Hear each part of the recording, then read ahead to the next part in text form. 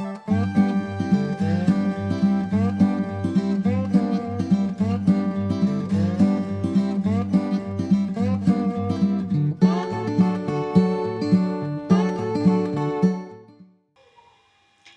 માતાજી, હું છું વનિતાબેન ગોંડલિયા, રાજકોટથી. મારી યુટ્યુબ ચેનલ વનીની વાનગીમાં તમારું સ્વાગત કરું છું. તો આજે આપણે બનાવશું મૂળાના પાનની ભાજી.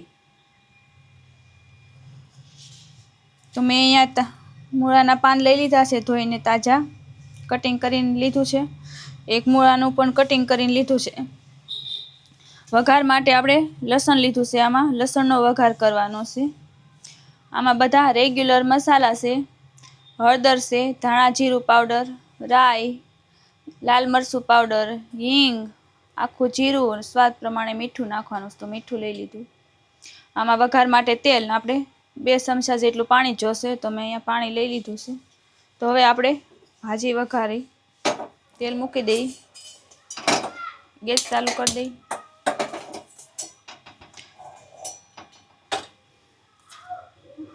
આપણે પાનું લીધા હોય ભાજી બનાવવા માટે એટલી પ્રમાણમાં તેલ મૂકી દેવાનું. મેં અહીંયા 3 પાવડા જેટલું તેલ લઈ લીધું છે. તેલને ગરમ થવા દઈ.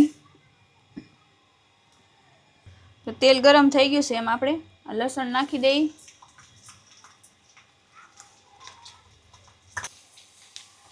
તો આપણે આમાં લસણ નાખી દીધું. લસણને થોડી વાર રહેવા દઈએ એટલે બ્રાઉન કલરનું થઈ જશે. એમાં આપણે અડધી ચમચી જેટલી હિંગ નાખી દેવાની છે. હવે આપણે આ મૂળાના પાન છે એ નાખી દેવાના.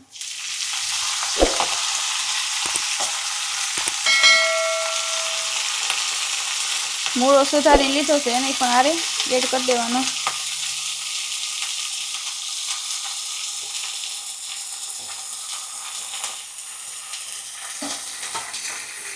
ગેસની ફ્લેમ ધીમી કરી નાખવાની.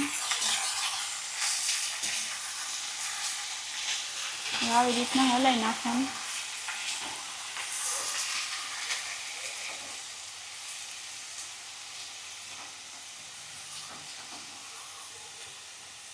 હવે આપણે આમાં સ્વાદ પ્રમાણે મીઠું નાખી દેવાનું છે. અડધી ચમચી જેટલી હળદર નાખી દેવાની છે. હવે બધું મિક્સ કરી લઈ.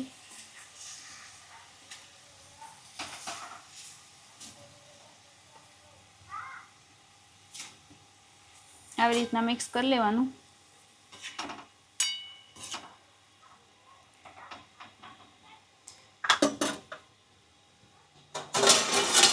હવે આપણે એને 2 મિનિટ ઢાંકી દેવાનું છે, એટલે ભાજી આપણે બફાઈ જાય. તો આપણે 2 મિનિટ જેવું થઈ ગયું છે, આપણે જોઈ લઈ. આ ભાજીમાં પાણી થાય હોતે અંદરથી નીકળે. આવી રીતે હલાવી લઈ.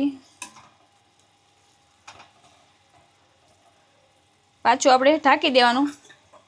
પાછી થોડી વાર રહેવા દઈએ, પછી જોવું ત્યાં આપણે ભાજી બની ગઈ છે. ઢાંકી દઈએ. આપણે જોઈ લઈએ હવે ભાજી.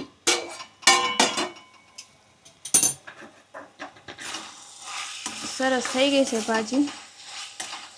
હવે આમાં લાલ મરચું પાવડર આપણે નાખી દઈએ. થોડીક સડી જાય પછી લાલ મરચું પાવડર નાખવાનો છે. જેવું તીખું ખાતા હોય એ પ્રમાણે નાખી દેવાનું. મેં અહીંયા 1.5 ચમચી જેટલું લીધું છે. હવે એમાં થોડું એવું પાણી નાખી દઈએ. આ બધું મિક્સ કરી લેવાનું.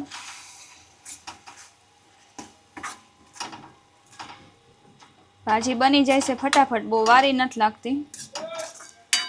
આમાં તમારે ચણાનો લોટ એડ કરવો હોય તો પણ નાખી શકો. ઉપરથી ચણાનો લોટ નાખીને 2 મિનિટ રહેવા દેવાનું ઢાંકીને, પછી મિક્સ કરી લેવાનું. આપણે આમાં ચણાનો લોટ નાખવાનો નથી. પાણી નાખ્યા પછી 1 મિનિટ રહેવા દઈએ એટલે બધું સરસ થઈ જાય.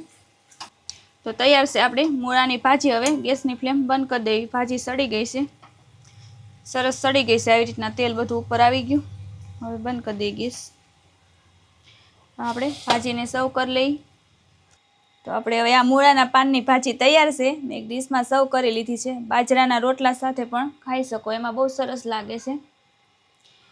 મારી આ રેસીપી તમને ગમી હોય તો મને કમેન્ટમાં જણાવજો, અને નેક્સ્ટ રેસીપી તમે કઈ જોવા માંગો છો એ પણ કમેન્ટમાં જણાવજો. મારી ચેનલને લાઈક કરજો, શેર કરજો અને સબસ્ક્રાઈબ કરજો. બેલ આઇકન દબાવવાનું ભૂલતા નહીં.